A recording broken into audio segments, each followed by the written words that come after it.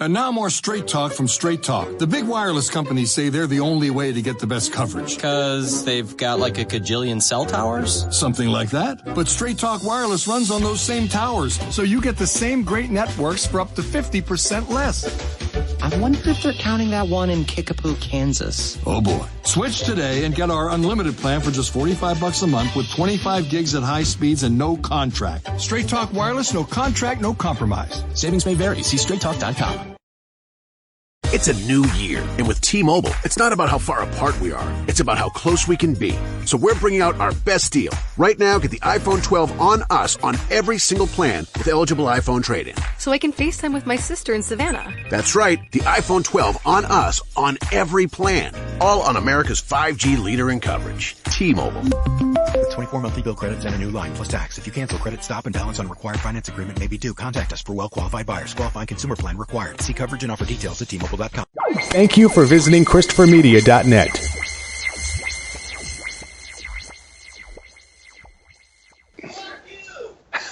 What's that? That's Pops watching the Tigers. Oh, that sounds about right. That sounds about how this season's going. Christopher Media. Let's make some noise. Welcome to Sporgy, the show that gives you half-ass sports fans giving their half-ass opinions.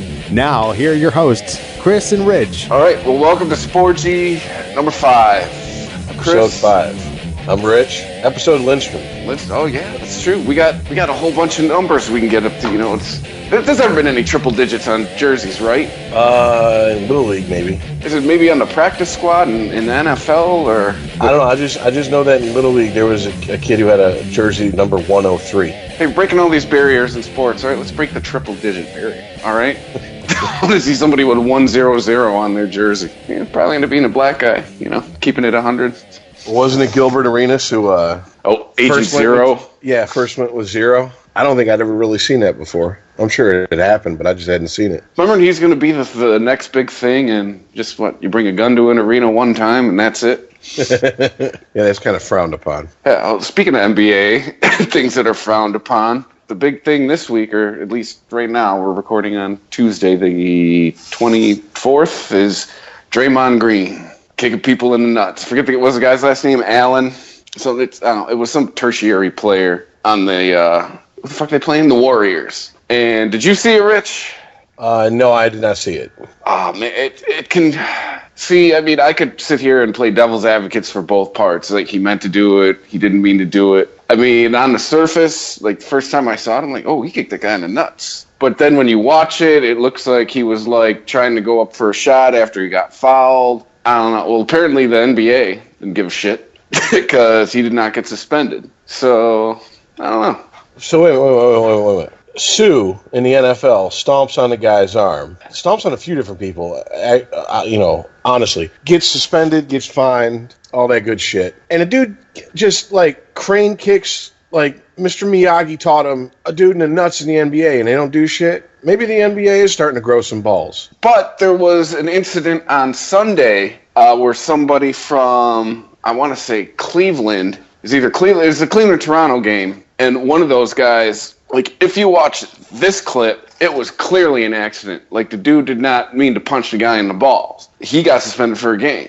But Draymond Green, I mean, except my first impression when I saw it was like, oh, he kicked the guy in the nuts. You know, it's upon repeated viewings is where you start talking yourself, and then people start arguing intent. Did he mean to do it? Was he just flailing? Like, I don't know. But I think this gets into other conversations we've had where it just seems like when you're a marquee player in whatever league, the calls go your way, so to speak. I mean, he was given a flagrant foul and all that, but I mean, you know, Western Conference Finals, you know, you had Stephen A. Smith yesterday screaming about, you know, it's the Western Conference Finals, let them play. You know, you don't want to give Golden State any excuse. We were down a player and we didn't. It just seems, I mean, guy got kicked in the balls, which I've also been hearing lately. The cup is apparently disappearing from professional sports. Hey, that's another conversation. That's not a good idea on the players' parts. But hey, fuck it, they're adults. No, but I've heard a lot of the football players, NBA players have been going sans cup because it says it restricts their movements. I don't know how you feel about that. I mean, I know when I was in Little League, 5 years old, that's like the first piece of equipment my dad took me to buy. here's a cup. Here's an athletic supporter. You'll thank me in a few years. I mean, if that guy's wearing a cup, you think this is even an issue? Because he doubled over. Like, dude, he got hit. We've all probably been punched or kicked in the nuts a couple times in our life. He doubled over. Like, he got hit. It was every man in America went, ooh. Yeah, definitely. First of all, basketball, maybe not use a cup. I can understand that. Football, you're insane if you're not using a cup. Baseball, same thing. A line drive that you just react half a second too slow to. Yeah, that'll make you a believer in using a cup. I would say any sport. Just basketball, you got all them flailing elbows. I mean, I guess professional basketball, but honestly, I don't know. How often is your balls up around an elbow level? Well, even to it, let's say LeBron posterizes you, all right, and his foot comes down in an unfortunate spot. There's too many dangers for the sack if you play any sports. Whether it's...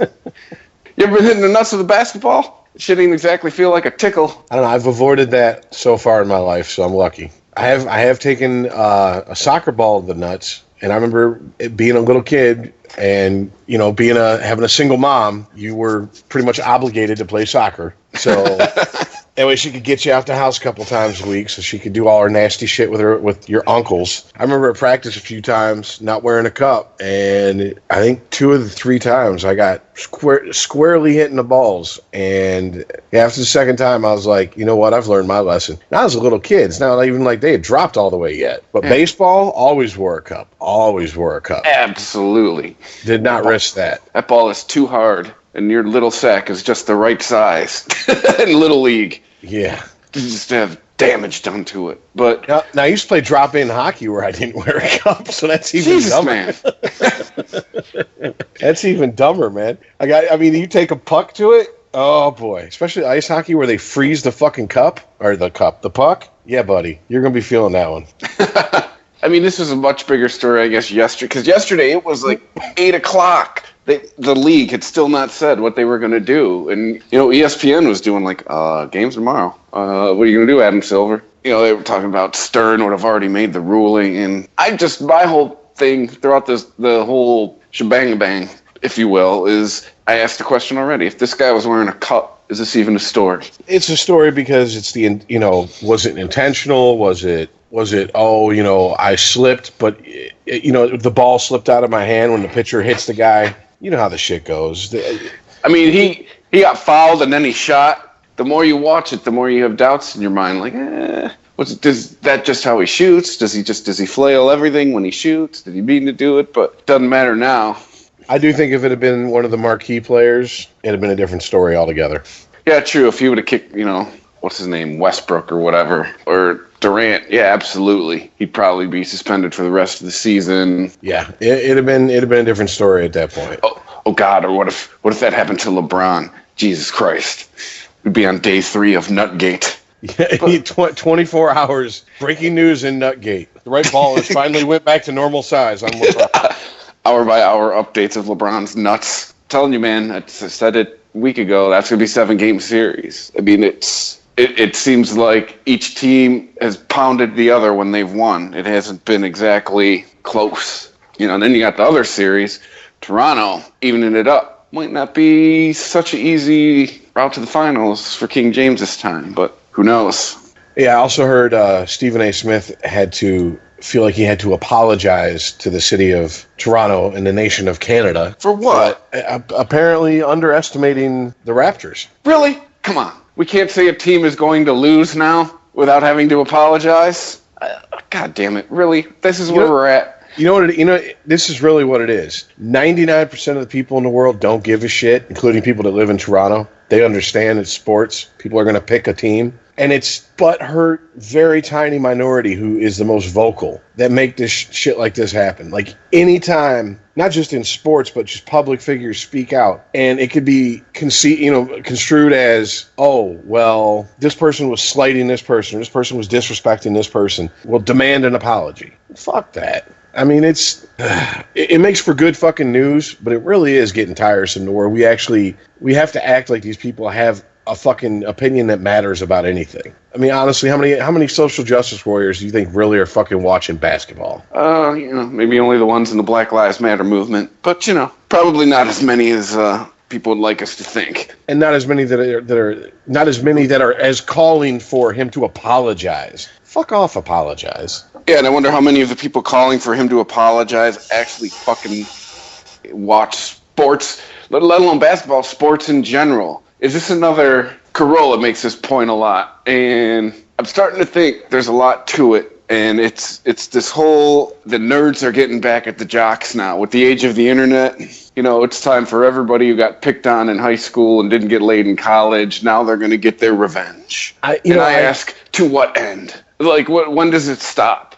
But then I hear from people like my brother, who's, you know, considerably younger than me, and my friends who have kids that are still in high school at the moment, it's really not like it was when we were kids. The jocks aren't necessarily, you know, king of the fucking jungle there. That Columbine shit really did start some shit where it was like, all right, we got to stop this bullying. You know, this is getting out of hand. I mean, kids, when you grow up to where you can't even bust balls between your friends for fear of someone overhearing you, and we all played some form of sports growing up. Part of sports is busting each other's balls, because usually you have a couple kids on a team who actually are good, they're alpha males, and they're always vying for position amongst each other. So you bust balls. Right now, you do that in the locker room, and the wrong person hears it, they go to the fucking counselor, and all hell breaks loose. Yeah, it's, you know, and people can give me shit if they want. And, you know, at Sporgy Podcast on Twitter. And we're back on Instagram. Sporgy_podcast. We'll see how long this lasts before we're deemed inappropriate again. But I think bullying builds character. And yes, I was bullied as a kid. I was bullied for like 3 or 4 years in elementary school. And you know what? I fucking hated it, and I carried some of the baggage with me as an adult. But guess what? At some point it wears off, and you've acquired the skill called learning how to tell people to go fuck themselves. But... not only that, apparently we can't do that anymore. When it comes to this type of shit, it's just like, more and more I'm realizing it's a very small minority of people who are just very loud and are very organized, you know, be it through social media or whatever. So they get together, and it seems like, oh my God, society as a whole is saying this. Society as a whole doesn't give a fuck. Society as a whole is worrying about paying their car note and making sure they got a roof over their head and keeping their job. The perfect example right now is this whole trans bathroom thing. It's 0.03% of the population, and it's been just nothing but this shitstorm for what? Are we going on 2 months of it now? Yeah, and I mean, Kurt Schilling basically said, and look, I don't agree with him, but he posted a joke. And the joke was obviously a guy who's not trying to pass as female, but he was wearing female clothes. I mean, the fucker had a beard as far as I remember in the picture. And it said, this is the person that wants to use the bathroom with your daughter. Okay, is it in poor taste? It's in poor taste. But a lot of jokes are. All right. And he didn't do it via his account with ESPN, like something that was approved. You know, he didn't post as if it was coming from ESPN. He did it on a personal account. He got in trouble, and ultimately he got fired. Now, there's theories that he was trying to get fired because he just jumped ship and went to another network, but that's neither here nor there. We all know that if you're in the spotlight and it's bright enough on you and you post anything that could be taken as disrespecting a group of people, there's always going to be people calling for your fucking head. You don't even have to be Kurt Schilling. I mean, I went through it personally. I know I've talked about it before, back in like about a year before we started all this podcasting stuff. I can't use my real name on Facebook now because some dipshit, you know, I had to take off where I worked and, you know, make up something and, you know, change it to my middle name because I made what I thought were some honest comments about the city of Detroit. And a person did not like what I said and called the fucking customer service complaint hotline and bitched about it. Used my name and everything. I had to get ghost off of social media for 6 months because as soon as people started calling me for my job, like, hey, did you do this? Did you say this? I'm like, yep, but page has been deleted. You know, well, you're allowed to have a social media account. Yep, nope. If it's going to cause this much goddamn, if my job is going to be on the line because of an opinion I had on my own personal time, fuck social media. It ain't that important to me. But that's just now how it's this villagers for Frankenstein mentality. And apparently since Stephen A. Smith thought a fucking team was going to lose, now he's got to apologize to a whole fucking city. Quote you, Rich, get the fuck out of here. Like, they should just change our fucking flag to just a picture of a vagina. All right? That's what it's turning into. What really bothers me is it's disingenuous on so many people's parts. It's feigned outrage. Because Stephen A. Smith don't mean it. He's doing it because his boss has said, you should probably apologize. And that's what I don't like either, is you get all these forced apologies. You know the person don't mean it. They're just doing it to save face, to keep their job, to keep the people that sign their checks every 2 weeks happy. Exactly. And that's just, once again, okay, when we were growing up, I can't remember the player's name. There was an NBA player. He converted and he was a Muslim, and he didn't stand for the national anthem. Holy shit. People lost their fucking mind, but it was a small group of people that were offended. Most people didn't give a shit, but it was a big fucking story. And all it is that people watch that and we're like, oh, so if I act offended enough, I can impose my will upon somebody. And that's what we have here. That's what's going on now. And the last place you think he would honestly think it'd bleed over is in the sports. Sports reporting, I can see it, but sports itself. And it has. I mean, there's mics everywhere. And I've watched hockey games, baseball games, where you clearly hear someone cuss. It's like the announcers laugh it off. Oh, or it goes the other way. Well, it really kind of depends on the broadcast. If it's they apologize after the break. There may have been some unsavory things heard over our broadcast, and we would like to apologize. I had this conversation with somebody in the last week. Why do we fucking act like in the media in general? Why do we act like we don't curse? Why do we act like there's this huge decorum that we all like? Sometimes you say the word bullshit. Sometimes you fucking drop something on your foot and you say the word fuck. Sometimes you get elbowed in the face during an NBA game and you might go shit. Like, why do we act like there's this whole facade? It goes back to with the fucking radio and TV and the FCC. This is how real people talk. Why do we always fucking avoid this shit? Act like it does not happen. Because of the children, but that's another. Children. That's another rant, all in and of itself.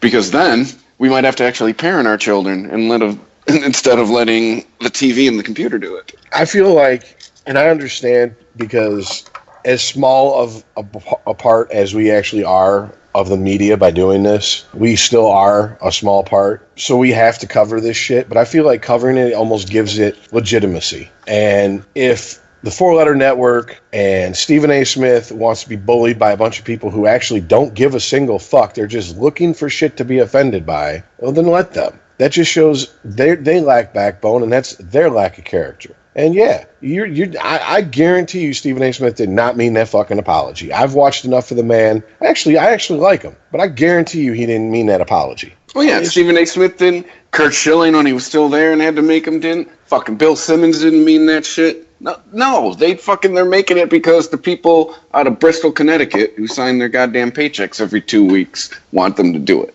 Exactly. But why do we give people jobs to state their opinion and then we fucking censor their opinion? What the fuck you hire me for? Because I know Stephen A. Smith gets himself in hot water all the fucking time. It's because we want to hear their opinion, but we want to hear their opinion that doesn't offend the sensibility of the weakest of us all. I mean, honestly, because that's what it is. We're now looking at the chain and going, what's the weakest link? We have to dumb everything down to where they won't be offended. And it's not going to. We talked about this on our old podcast. It's never going to happen. There's always going to be someone offended by something. There's just people that go around nowadays just looking for shit to be offended by. They wake up in the morning not offended by anything, and they're going to go and look for something to be offended by because. I mean, I guess we're kind of doing it too, but there's this new self-righteous thing too where everybody's got to make themselves feel better by pointing out everybody else's shortcomings. Whatever happened to just minding your own house? I was telling Mandy the other day, you know how much better off that our neighborhood, our state, our country, let alone the world would be if everyone just in general minded their own house, take care of your own four walls, and the rest will kind of fall into place. Not only that, but what happened to just common sense? Being able to state something that is just plain old common sense. Like, okay, I can't remember her name, but the transgender MMA fighter, Fallon Fox, that's her name, Fallon Fox. All right, so she fought another opponent, gave her a concussion, and caved in her eye socket. Because that's still a man's body whooping your ass. In the first, exactly. It's a man's bone structure, it's a man's muscle mass. And I think you made a very good point. I think it was maybe on our first or second show. That you can identify with what you want to be all you want, but you still got a prostate, you still got ovaries, still medically you are what you are. Exactly. And we can't even, not we, but the larger sports media, it's like there was just an unwritten rule that we can't talk about it. We can't say, wait a minute, maybe this isn't the best idea to stick someone who transitioned from male to female in a ring with a woman who was born female and let them go at it. I mean, apparently if you do it in an MMA ring, you're a hero and you're brave and you're stunning and all this shit. But if you beat the shit out of a bitch who fucking keys your car and beats the shit out of you, you're a woman beater and you're a horrible fucking person and you're lower than scum and all this shit. It doesn't even make sense. Bottom line, that woman should not be fighting biological women. Sorry. If that makes me a hater or transphobic, that's fine, whatever. I had this conversation with another person, too, the other day. Once again, where does it stop? I was trying to make a point that high schools are a giant gray area with this whole thing. Because what did you try to do with every rule you were given in high school, Rips? Because I know what I tried to do. Tried to figure out a way around it, okay? But beside the point with the bathrooms, I said, well, where does it stop? Do we now let transgender... What's the proper? If you're going to a woman, do you say a transgender woman or a transgender man? Do you even know? I don't know. But do you let them get involved with sports? Because then do you outlaw them? Because then that starts getting in the realm of unfair for situations just like we talked about. You know, what if some transgender high school kid wants to play on the volleyball team? Well, it turns out she's like fucking 6'2" and 220 pounds.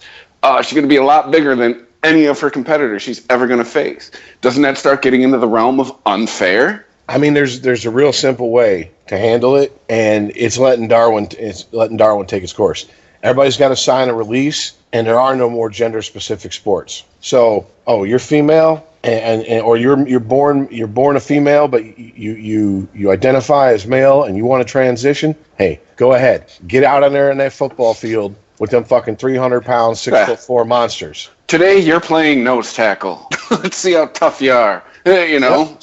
Sign the waiver. If you end up paralyzed or dead, that's your fault. There's nothing no one can do. Fuck your family. Fuck your friends. They can't sue. They can bitch about it all they want, but they better not. They better make sure they bitch in the media and they keep it under a certain level, or else they'll get sued for slander and liable. So fuck it. You want true equality? Give them true fucking equality. And we'll see how quickly. Because here's the thing. I don't think it'd be the transgender people you'd have to worry about. It'd be these fucking delusional fucking third wave feminists who think, I can do anything a man can do. You might be a big girl. You might be 5'10" and 170 pounds. You might even hold your own in some smaller, shitty fucking high school football programs. But can you get hit by Ray Lewis? Go to a college fucking program. And then let's take it to the next step. Now, put your ass in the fucking pros. Because let me tell you something. There are, 32 football teams? There are 53 people on a football team and so many people on a practice squad. That's out of everybody in, let's just say, the fucking United States who is good enough to do that job. You think that you can compete at that level? Knock yourself out. The first couple fucking years... they're going to bring jacked up back to Monday Night Football. You got jacked up because you're going to motherfuckers get knocked the fuck out. And I'm going to laugh my ass off because it's no different than the fucking 400-pound motherfucker who's 40 years old and had already had 2 bypass surgeries talking about, I get out there and do that. Okay, Uncle Rico, go throw that football over the fucking mountains. Get your ass in there. Go ahead. And when they break your ass in half, I'm going to laugh my ass off at you because you're fucking stupid. Shit, that guy will die during practice. He won't even make it to the games. Exactly. So after mile 5, his heart will give out. Shit, mile 1. Yeah, you can't ride your scooter from Walmart around the fucking field when the coach tells you to do laps. So it's intellectual dishonesty. We're being dishonest. And where does the identifying thing stop? Can I just walk into the Tigers dugout and be like, I identify myself as a Major League Baseball player? They'd be like, you can get the fuck out of here. You don't belong here. You know, I had a thought today at the airport, too, when I was connecting, and I had to piss. I was like, what stopped me from walking into a woman's bathroom? Someone goes to stop me, and be like, I'm in transition. I identify as a woman. You can't do that. I mean, like, another example Adam Carolla has given that I think is very apt to this whole situation is service dogs. Look at what we've done in that respect. 10 years ago, 15 years ago, you only had them if you medically needed them. Well, now everyone's found this loophole to where they're abusing it. I mean, fuck, dude, I get on planes half the time, it's like a goddamn kennel. And, half of those people don't fucking... Able-bodied people just getting up and walking off with the dog. This is my service dog. For what? It helps me fly. You've been passed out the whole fucking time. Yeah, here's my pocket rat. This is my service dog. You okay, Paris Hilton? His example is just how we've abused service animals. Now it's just, an example I'll give you is medical marijuana cards. How many people do you know that have a medical marijuana card that really fucking need it? I'm just gonna be quiet on that one. Exactly. Fucking, it's become. I think it's just human nature. It's a human nature thing to where whenever we're given, everybody says we crave rules and structure, and I think we do to some point. But I just think it's a human nature. It just seems whenever we're given some kind of rule with any kind of loophole, we're just looking to abuse those loopholes. Yeah, and this all started because Stephen A. Smith had to fucking apologize to Toronto because he thought Cleveland was going to beat him. What the fuck? Like, that just... I thought Canadians were supposed to be docile, and not... Or let me guess, it was U.S. people that were complaining about it? I don't know, dude. Being that big of a fucking bitch knows no borders. Not with the internet anymore. But, I mean, since we're on the subject of intellectual dishonesty, I guess we should probably touch on the NFL and the continuing CTE saga here. Yeah. Speaking of dishonesty... Oh, geez, we're talking about honesty here. This report is from Congress. So I guess this means we take it with a giant grain of salt. But according to congressional reports, there's at least a half dozen top NFL health officials waged an improper, behind-the-scenes campaign last year to influence a major U.S. government research study on football and brain disease. The 91-page report describes how the NFL pressured the National Institutes of Health to strip the $16 million project from a prominent Boston University researcher and tried to redirect the money to members of the league's Committee on Brain Injuries. The study was to have been funded out of a $30 million unrestricted gift the NFL gave the NIH in 2012. Yeah, so much for unrestricted, but go ahead. Yeah, so, I mean, basically the NFL, I mean, in a nutshell, the NFL was paying for the results they wanted. In a sense, they saw the data wasn't going to fall in their favor, so they're basically trying to get it switched over to the doctors that had interest, let's say, in the NFL.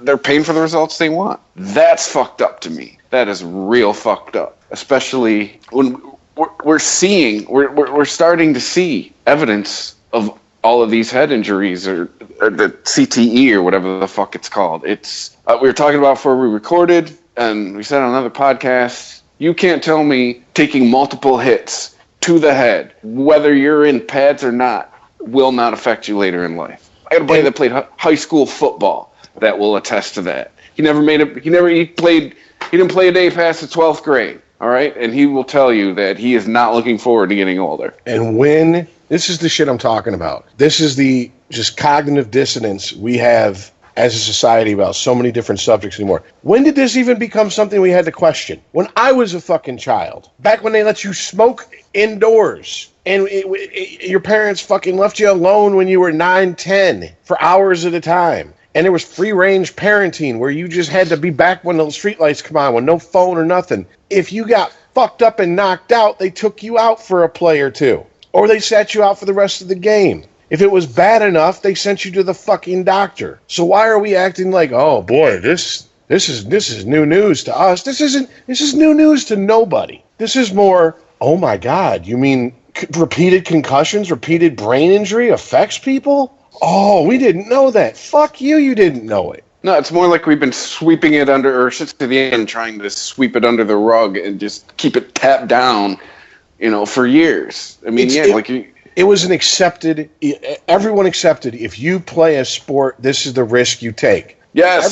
Everybody wants the glory, no one wants the consequences anymore. It's the reason you wear a fucking helmet. Life don't fucking work that way. All right. Hey, yeah. When I used to play drop-in roller hockey, 90% of the time I wasn't wearing a helmet. There's a few times my head bounced off some concrete. Damn right. And I was stupid and I was young. So I got back up and I kept fucking playing. But I had a friend who got knocked the fuck out and he was out for 5 minutes. We had to carry his ass off. And then, of course, this pre-internet, we had heard all the bullshit. Oh, don't let him go to sleep for 24 hours or else he'll slip into a coma, which is complete bullshit. But what the fuck ever. Because the first thing they do when you go into the fucking hospital with a concussion is tell you to get some rest. But the shit was, we knew it could happen. He didn't fucking go home and tell his parents, oh, so-and-so, hit me when my head was down and I was carrying the puck through the neutral zone, and I cracked my head and I was out for 5 minutes. We need to sue or we need to do this. No, You knew what you were doing when you stepped over those lines. And here's the thing: if you want sports to be sports, you cannot take away all the risk and still have sports be interesting, or else we're going to have fucking bowling or golf. Well, yeah, what happened? This isn't just a sports problem in this country anymore either. What happened to assuming the risks? What happened to a little bit of accountability? I'm not saying it's right that what the NFL is doing, because it might seem like I'm coming out on that side of it, but it's just at the same time, we're playing contact sports and not expecting to get injured or expecting something to happen or just turning a blind eye to it. Or, I don't know.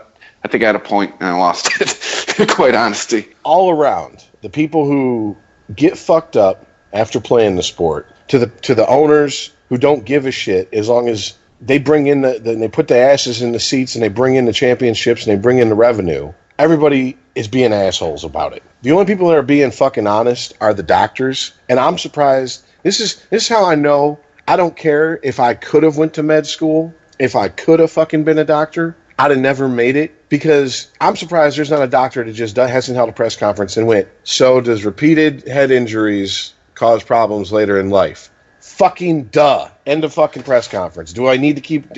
no questions. Done. Why are we even talking about this? That just seems like common sense. I don't need a degree to fucking figure that out. Yeah, it's fucking cause and effect. If you stick a loaded gun to your temple and pull the trigger, odds are very fucking high you're going to die.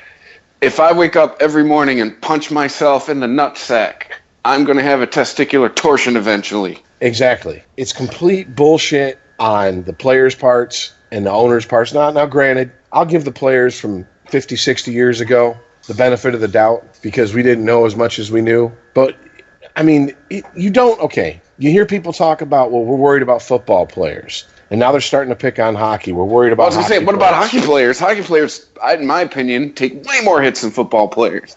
Okay, so hockey just isn't as high profile in this country. So that's... If you go to Canada, I'm pretty sure they're talking about hockey players' safety and CTE versus football players. But that's neither here nor there. But now they're starting with hockey. How come I haven't heard shit about MMA? How come I haven't heard shit about boxing? Okay, let me retract that. How come I've heard very fucking little about both of those? NFL's got deeper pockets. Exactly. I mean, MMA is one step above bare knuckle brawling. It is they're not even boxing gloves. And people can split other people's faces and heads open with boxing gloves. So they just put these little padded fucking cut-off finger gloves on and let them go at it. By the way, there ain't no padding on their feet when they're fucking beating the shit out of each other with their fucking kicks and shit. Yeah. So it's feigned outrage, dude. It's, we don't want our players to go through this. Really? Well, you don't give a shit about the MMA fighters. You don't give a shit about the fucking boxers. And really, America doesn't give a shit about the hockey players. But you give a shit about football players? Why? Because you got your kids playing football. And you don't want your kids to get hurt. Well, then here's the deal. If you don't want your kids to get hurt, they don't play fucking sports. Or pick a safer sport. Yeah, pick the flute. Baseball isn't even all that safe because you can get drilled in the fucking head. A pitcher just got drilled in the fucking head. Or did you see that the other day, the guy who got hit in the eye? Yeah. I think the more we talk about this, it's coming down to, I think it's a willful obtusiveness, is that a word, on both the players and the league's part. You know, the players are all of a sudden acting like, what do you mean I can get hurt? Shut the fuck up. You know you can get hurt. But the league is, you know, they've been hiding it and acting like it's... I think you can probably put a little bit of blame in both arenas here, so to speak. That's what I'm saying. I mean, this is not groundbreaking news. This is not the president holding a press conference coming out and saying, yeah, by the way, alien life exists. We've known about it for 60 fucking years. And here's proof of alien technology. And everyone goes, oh my God, this is shit we've known. You know, it's like people go, smoking is bad for me? I thought it was good for me. Hey, you thought inhaling fire was good for you? Seriously? Inhaling fire and carcinogen smoke. You know, it's part of a balanced diet. You know, and I get that in the 40s and 50s and earlier that doctors were like, hey, smoke Chesterfields. Though, you know, 9 out of 10 doctors recommend Chesterfields and blah, blah, blah, blah, blah, blah, blah. Yeah, but there was a fucking time when if you were depressed, they drilled a fucking hole in your skull so the demons could be released. Yeah, all right? That's true. There's a time when bloodletting was an answer for everything. Yeah. All right, so let's stop acting like technology and knowledge from 60, 100 years ago we have to disprove. We've already disproven it. The Earth don't revolve, or the sun doesn't revolve around the Earth. Okay, we've proven that, despite what a small portion of the internet says, the Earth isn't flat. We've already proven that. Move on. And I get it. A lot of the older you get, the more set in your ways you get, and you don't want to accept new shit. I understand. I'm getting to that point myself. But this isn't even fucking new shit. This is just, like you said, common sense we've all known. And the NFL just trying to cover it up. Of course they try to cover it up. They're trying to. The NFL will lick that honey pot clean. If the federal government steps in and starts regulating football to the point where it becomes where you can't play football as the game we recognize, the NFL will lick the pot clean and move on to the new game and hope it has some popularity, because it's all about money. To the owners, it's all about money. To the players, it's all about the glory, the fame, the championships, the pride, the ego. And then when they retire and they realize that half the shit or more that they were playing for is gone, and all they have left is a shattered fucking body, then it becomes an issue to them. Let's be honest. It's like Patrice O'Neal said. He said he didn't give a fuck about diabetes because he was diagnosed with it. Michael J. Fox wasn't fucking sitting and talking to Congress about Parkinson's until he fucking had it. All right? These are people who are acting in their own self-interest. More power to them. But let's be honest, that's what it is. And we need to stop this bullshit, this fake, oh, we're shocked. No one's fucking shocked. All right? Stop it. It's like the fool who you just cut. It's like when you have a 5-year-old and you catch them with their hand in the cookie jar and you go, "What are you doing?" And they go, "Nothing." You got your hand in the cookie jar. Yeah. No, I don't. And their hand's still in it. No, you don't go, well, you know what? They feel that way. So that's valid because since it's their feelings. No, fuck that. You get your hand in the fucking cookie jar, get it out, or I'm going to warm that ass up. All there is to it. We both worked in the same industry for a minute. I'm sure you've been in a supervisory role before. It's like the person telling you they put something in and they swear they put it. Well, great. You can tell me you put it in all you fucking want. It's not changing the fact it's not fucking in. Tell me you can tell me that you're blue in the face that, I'll swear up and down that you did this, but the fact remains you didn't do it. And you sitting there telling me how much you did it isn't getting it done. Exactly. Stop arguing with me or make it and put it in while you tell me that you already did it. Because here's the deal. The oven starts there. It ends here. I'm looking through the oven. I don't see it, and it's not over here where we put the finished product. So guess what? Unless Casper the friendly fucking ghost came and took it away, you didn't make it. So make it, put it in the oven, shut the fuck up, and do your job. It's another problem we're having as a society and as a country. It's all of a sudden, in the last 10 years, admitting that you fucked up has become like this crazy big taboo thing. And I think it's probably a result of the special little snowflake generation that's coming up behind us. If you admit that you fucked up, it's the end of the world, and nobody does that, and nobody makes mistakes, and you're persecuting me by saying, that's my feelings on it at this point. Admit you made a mistake and move on. It helps everybody in the situation. It helps you learn from it. It resolves the situation. NFL, just go, hey, we fucked up. Part of me, too, thinks it's because they don't want to start paying out all these lawsuits. You're making billions of dollars a year. Open up the wallet, shitheads. Exactly. If you were hiding something from these guys and it's been proven, sorry. Maybe raise prices of the Sunday ticket next year then. You know what's going to happen? The people at the top of the NFL teams, they're going to set themselves up to where they're going to be like, hey, look, we don't handle that. That's the team doctor. If the team doctor lied, they did that on their own to get the player to go back out. No, you're fine. Don't worry about the head injury. It's okay that you don't know what team you play for or what state you're in at the moment. Go back out there and make a play. We never told the doctors to do that. That's bullshit. Those doctors know that they're hired to keep those guys on the field. But the thing is, the shit will roll downhill, and it'll get to the point where these team doctors will be sued into the poorhouse, and that'll be the end of it. Well, it's just like all those doctors who took all those bullets for PEDs in baseball a couple of years ago. I mean, you know that they were directed to do that shit. You know that the team probably knew, the player probably was fucking, they were probably on the player's payroll. And exactly. When it came down to it, with your Ryan Brauns and shit, I'm dating myself here, but your Roger Clemenses, your fucking Barry Bonds, when all that shit came down, who ended up taking the rap? The fucking doctors. Yeah. And ultimately, who made the most money out of that situation? The fucking lawyers. And that's who's going to make the most money out of this situation. All the money that the doctors or the NFL as a collective whole or whomever ends up paying, all the money they pay, over half of it's going to go to those fucking lawyers into their pockets. And what's left, the crumbs, will go to the actual players. And that's the way our society works. And if you don't like it, I don't know what the fuck to tell you. Pack up, move to a different country, or better yet, if you don't want to do that, stop supporting the sport. You want to know when there'll be real change in sports about players getting injured? When people stop going to fucking see the sport because the players are getting injured and fucked up for life. Yeah, when the stands are empty, they'll start paying attention. But that's not going to happen. Nope. So, I mean, come on. I mean, we're from Detroit. I mean, we're the ultimate example of fans that won't stop going. Didn't win a goddamn game. They were still selling out the fucking.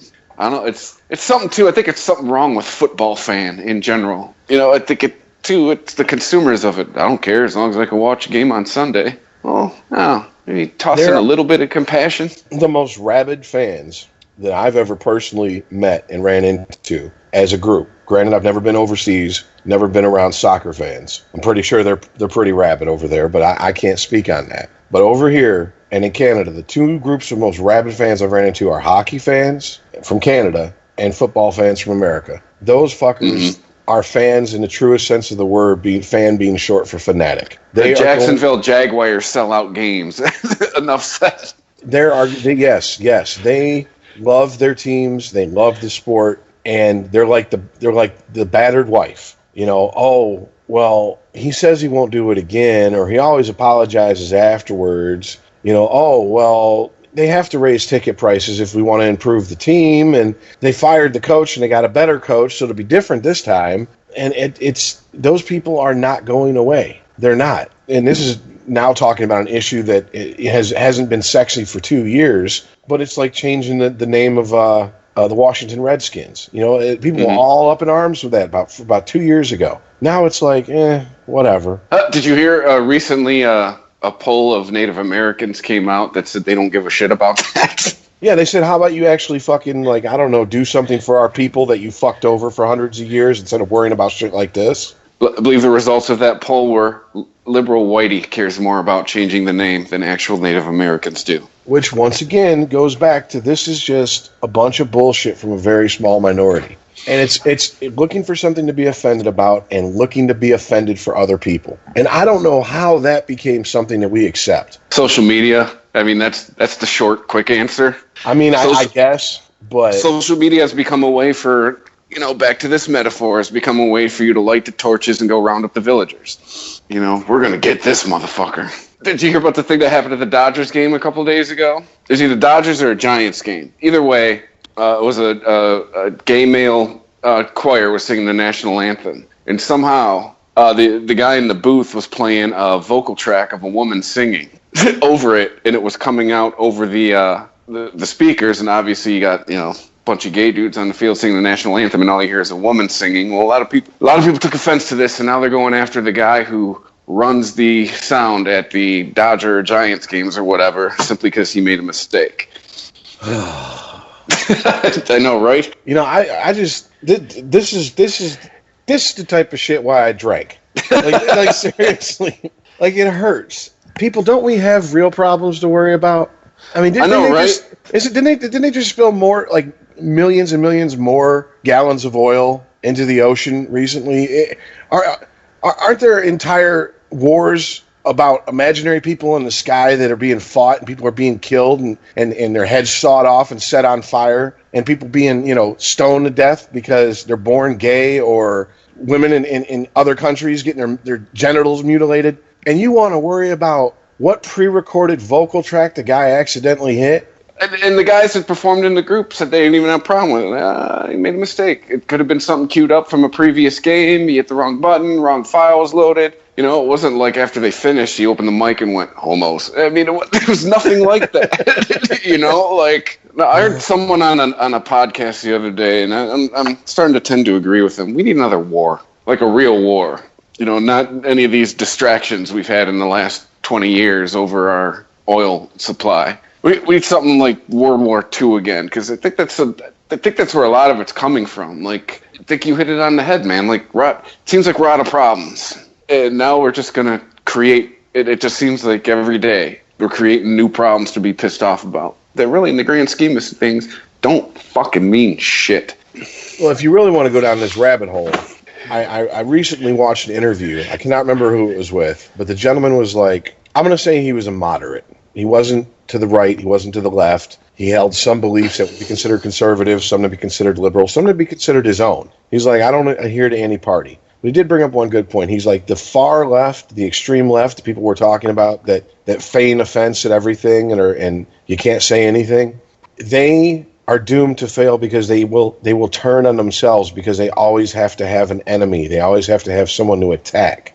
Yes, there always needs to be a goddamn villain. And the far right, the super conservatives, will fail because they're always on the wrong side of change. Mm-hmm. On a long enough timeline, they're fighting for outdated ideas and values that are no longer held by a society as a whole. Yeah, they refuse to evolve. And then you have where most people live, which is my favorite area to talk about because we're very much either or in society anymore. You know, left or right or wrong, black or white. It's that gray area, and that's where most of us fucking live. And we understand that life isn't fair, and shit doesn't go the way it's supposed to go all the time. And you could do all the planning and all the hard work and do everything right and still never reach a level of success that your hard work and your preparation, I'm not going to say you deserve, but that would logically, it would dictate that you would succeed more than that. I mean, that's just the way the world is. The shit isn't fair. And that's one of the things that I always loved about sports. Sports is where you can look at it and go, clear winner, clear losers. Yes. I mean, you know, it's not, I mean, growing up, like we talk about participation trophies.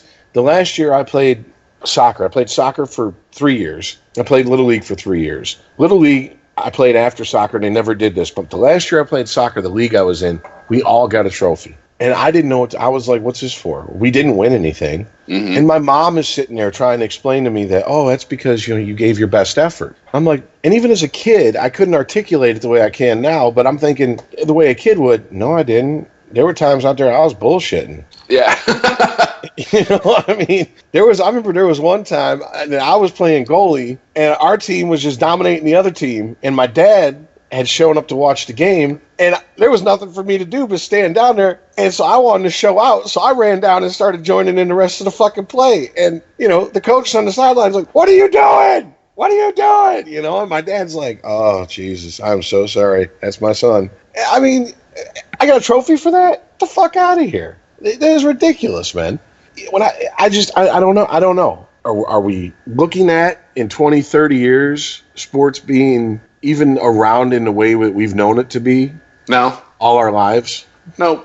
Bring it back around. If Stephen A. Smith has to apologize for a city that's saying another sports team could beat their sports team, no. I can tell you, 20, 30 years, it is not going to be what we grew up with. Because one of my first life lessons I ever learned was from sports. 5th grade, I didn't make the soccer team. Coach told me I didn't make the soccer team. It was the first team that I ever went out for. It was the first team that I ever played for where, you know, parents didn't just write a check and you could play. You know, it was you had to make the team. And I remember I tried my hardest and I fucking didn't make it. And he told me I didn't make the team and I fucking cried. But guess what it taught me? You know what? Sometimes in life you're good at some things and you're not good at others. Yeah. Yeah, because that's honestly why I stopped playing Little League Baseball. The first 2 years you had to try out.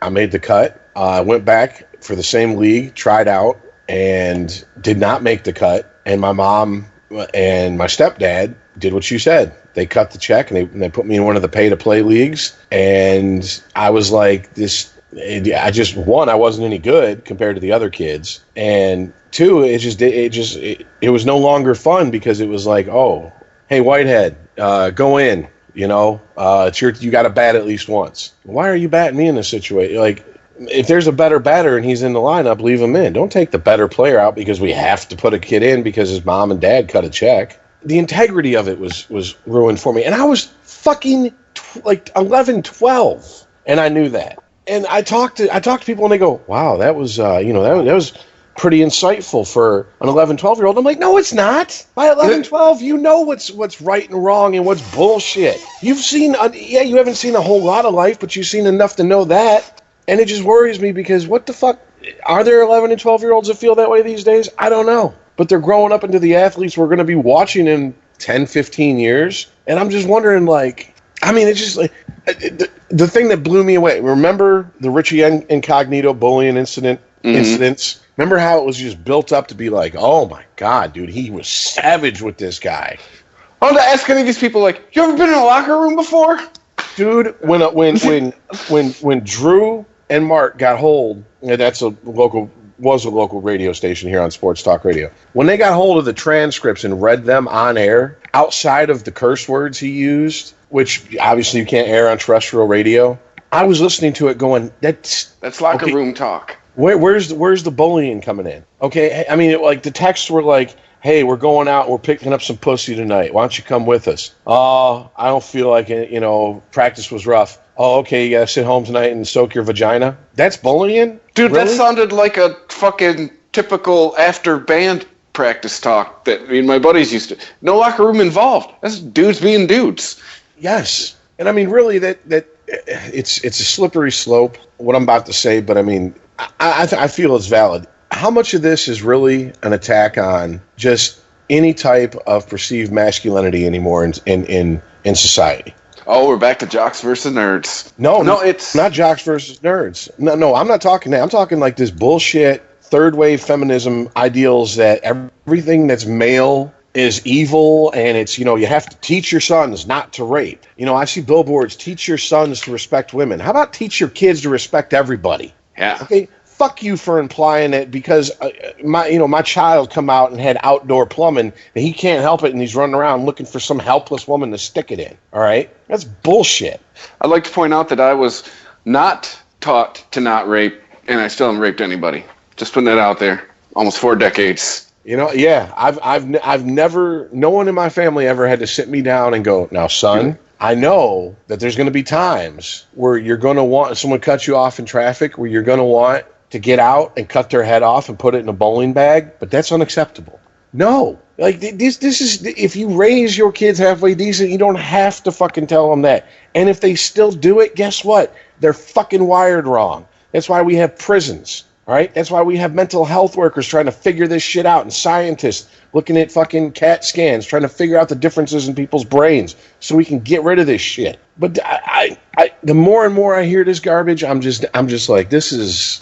Anytime a boy has any type of boy, like as a child, any type of like normal male tendencies, it's, can't have that. Can't play tag, can't play smear the queer or kill the guy with the ball, as they made us call it in school when I was in school, which, I mean, I can get that, smear the queer, but we knew, we weren't even thinking about queer as being the gay guy. It was just the fucker who had the ball. No, yes, get the guy with the ball and beat the shit out of him.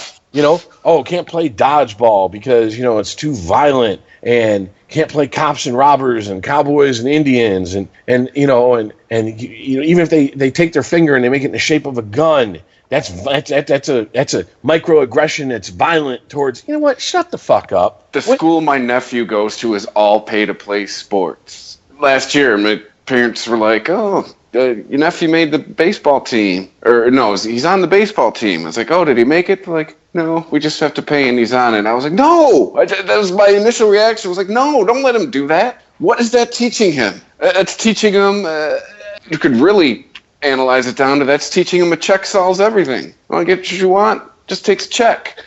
In addition to all the lessons he's not learning by just making the team. Intramural, that's fine. Should all kids be able to play even if they're not the greatest? Yes. But, I mean, when you get to your school team, wasn't that where you started separating the men and the boys? The kids who were good at sports versus the kids who weren't? And now we're taking that away from them? Everyone's good at everything? Boy, wait till they get out of college. They're going to be fucked.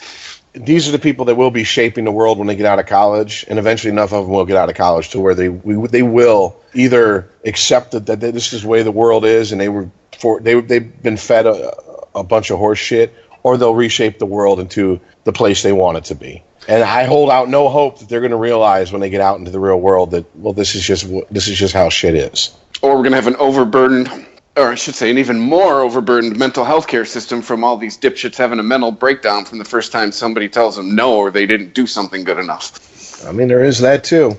it kind of goes back to what the rhetorical question I threw out there.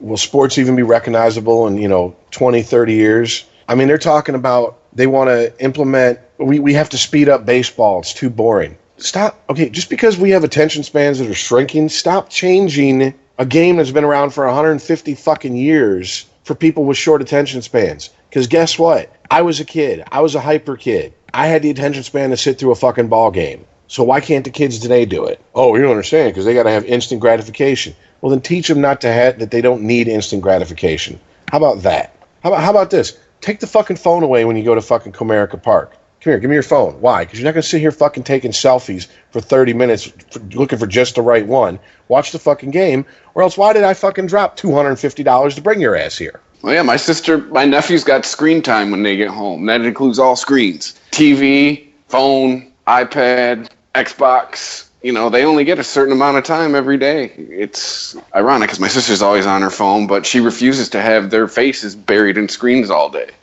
She'll tell them, go outside, play, go be boys. Don't hang out in the house all the time. Well, I can't even blame the kids for, because what do you even, when my parents were like, go outside and play, we went outside and played war. This is what we literally did one time. We tried to get up enough people to play some fucking ball. Couldn't get up enough kids. Too many kids in the neighborhood didn't want to play baseball. All right, cool. So we're going to play war. We were digging holes and making punji sticks. Shit that if we'd have fell into, we'd have impaled ourselves on to play fucking war. That's what we were doing. No one's parents were around. On top of it, 90% of the kids that we were playing with had a fucking pocket knife of some sort to sharpen the punji sticks. You tell me you come up with 3 other dudes to play baseball? Bare minimum was 4. You needed what? A pitcher, a catcher, somebody to hit, and someone in the field. Those are the pickup baseball games I played. If you had 4 guys, you could play a game. You got to remember, this was Florida, and Florida didn't have baseball teams at this point, so there wasn't a whole lot of people that were really into it. And it was like when we played football, we'd always have like the one kid who couldn't run or couldn't catch or couldn't throw, so he was all-time center. Mm-hmm. We would play football like that. We'd have 5-on-5 with an all-time center. Yeah. Your offensive line was the kid who just stood there and couldn't move, looking like the Giant. Or you had the all-time QB. Yeah, the kid who could really like the one guy who could throw. I can't even, like I said, I can't even blame the kids for that, because we're so worried about our children getting hurt. If you won't let your kid climb a fucking, you won't let your kid climb a tree because he might fall out and break an arm. Well, do you think that's type parents going to sign a permission slip for the kid to play JV football or varsity football? Lord, no. Okay, and then here's the thing. I guarantee you those same parents, if there wasn't a war going on, would tell their children, you know what, we can't afford college, join the military, they'll pay for it. So now you're in a situation where you could not only have a broken arm, but if you you actually have to do the job you're trained to do, you're in the line of fire and could die. But hey, at least you're getting that fucking GI Bill. That's the mentality of the people we're dealing with that are driving this discussion when it comes to injuries in sports. And is football too violent? Is this sport too violent? Et cetera, et cetera, et cetera. And hey, I'm just going to say it. It's mostly fucking solidly middle class and above. So I'm going to tell you what, in the hood, they ain't worried about fucking... And when I say hood, I don't mean just black. I'm talking about poor white people, poor Hispanics, poor black people. If your kid shows some fucking athletic ability, you goddamn right the parents out there like you're gonna do it until you can fucking make a better life for yourself and me, because first thing you do when you get drafted is buy me a house.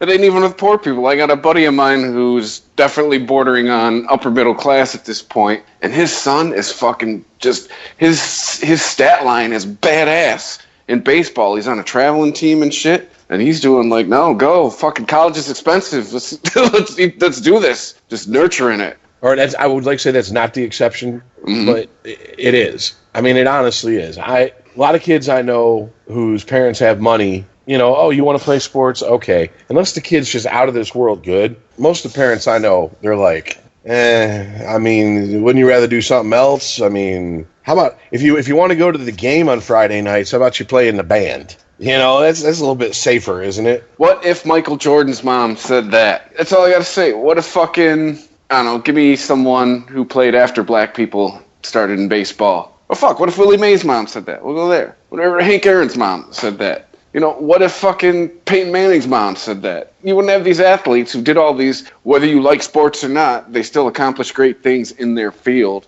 They were role models to youth at some point in their life. They did good things, whether or not you like sports or not. Well, I mean, to some people, I sounded like a hardcore chauvinist when I was like, I think a lot of this disdain for sports has a baseline underneath of disdain for anything manly and masculine because it's got to be ridiculed. And I do think that. But I also do think that a lot of it is just, it's not seen as the cool thing anymore. And this is where I think your theory about the jocks versus the nerds come in. Most people don't, like, okay, remember when Richard Sherman went off after that game a couple years ago, and people fucking lost their minds online, and we're like, oh, look at this thug, look at this stuff, blah, blah, blah. That motherfucker went to Stanford. He's more educated than 99% of the people commenting on how he was amped up. That's how people get when they're amped up and they're just have ungodly amounts of adrenaline pumped through their fucking body. He wasn't a thug. He wasn't this. He wasn't that. He wasn't some fucking uneducated fool out there making an ass of himself, whatever the fuck it was being said. He was excited, and he's a professional athlete, and that's how it came out. Big fucking deal. You know, I mean, but the automatic assumption is he's uneducated, he's stupid, he's probably an athlete that got coddled. He didn't go to University of Miami. He went to Stanford. Stanford ain't cutting their fucking, I was going to say like Michigan, but Michigan is, well, we'll leave that one alone. But Stanford is not, Stanford, it's like playing for the Yale baseball team. You have to be somewhat good at baseball, but really smart to make the cut at Yale. Yeah, you have to keep Yale grades to keep going to Yale. Yeah, playing baseball is just something you do besides keeping Yale grades. You know, Stanford is not a school to be sneezed at. With the exception of the last few years, it's never really been a sports school. True. I mean, and that's a whole college sports. That's a whole other subject because of the way college sports is starting to divide. We'll save that for another podcast because that's not a topical subject. There's nothing that made me think of it and bring it up except for the fact that watching college sports these days, I'm starting to see like a pattern emerge between the haves and the have-not schools, and it's just getting wider and wider, and it's just okay. You know, but that's subject for another day. We'll wait till college football starts for that. They already played the spring games, right? Only a few more months. Yeah, when I heard it put this way, and it didn't seem so long, only 14 more weeks to college football, only 16 more weeks to pro football. 2 months. Yeah, training camp starting up. Yeah, so Detroit Lions rebuilding season 2016 will begin. Detroit Lions 62 years of rebuilding will continue. Yeah, and that won't be more evident other than this year. On that note, well, we pretty much hit 2 subjects, but we're passionate about them. They struck a chord with us. I mean, we did hit 2 main subjects, but there was little branch subjects that came off of those, so. Hey, that's what we do. If you're looking for us to break down the game film, this ain't your podcast, all right? 2 guys bullshitting about sports and apparently things that bother us. Or the culture that surrounds it. Yes. Thanks to everybody who has listened, who has downloaded. Follow us on Twitter at Sporgy Podcast, on Instagram at Sporgy_podcast. We're on Facebook too, but Facebook's dying. You still find us there anyways.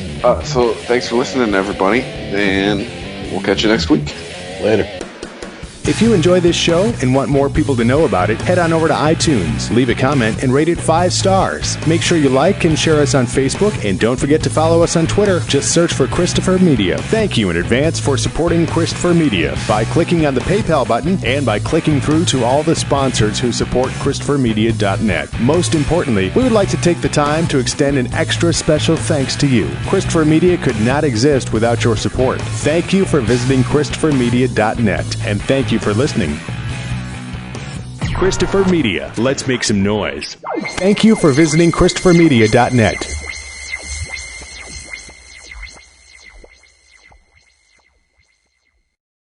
At NJM Insurance, making our customers happy is what makes us number 1. J.D. Power ranked us first in the nation for customer satisfaction with the auto insurance claims experience. Get award-winning service at NJM.com. This isn't just insurance, it's NJM.